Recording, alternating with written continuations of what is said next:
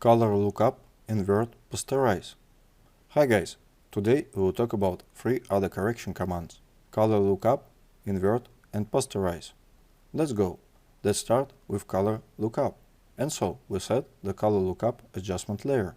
We have a window of its properties, in which we already have a large number of quite interesting presets.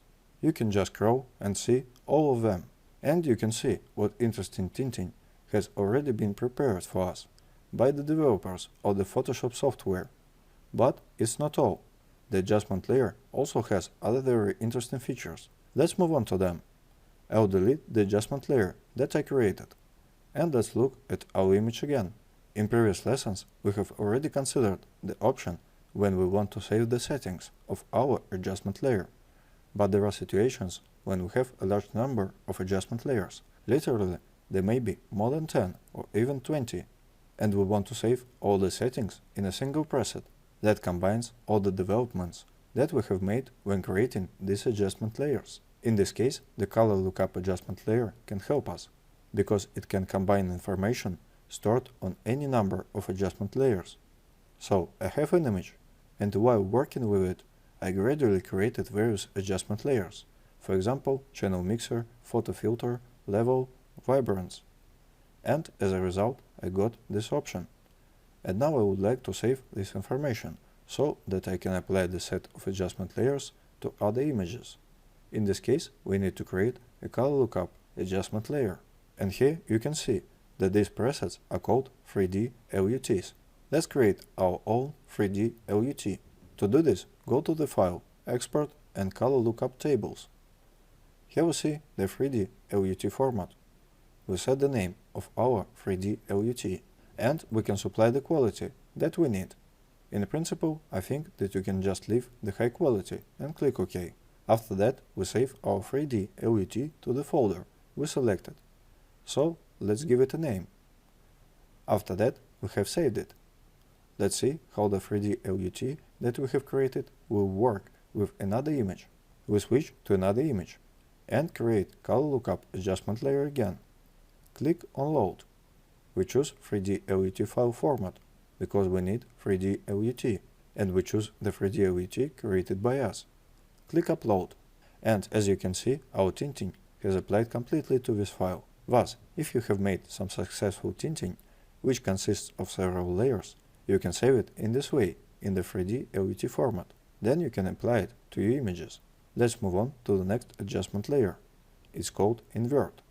So we choose the Invert adjustment layer. All the same can be done through the main menu. In this case, the adjustment layer will not be created. And in this case, we get such a negative. What could it be necessary for? Firstly, if you have old black and white or color film photos in your archives at home, where the image is presented in negatives, then you can use a special scanner to scan these images. Then invert them in Photoshop, and you'll have normal photos. Some people still have old films at home, from which photos were never taken. And here, of course, the invert command will help you.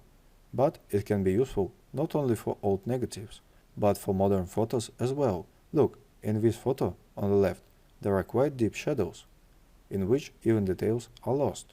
And if we want to make these shadows less deep and the image in general less contrasting and less saturated, and show some details that have disappeared in these shadows, then in this case we can use this adjustment layer.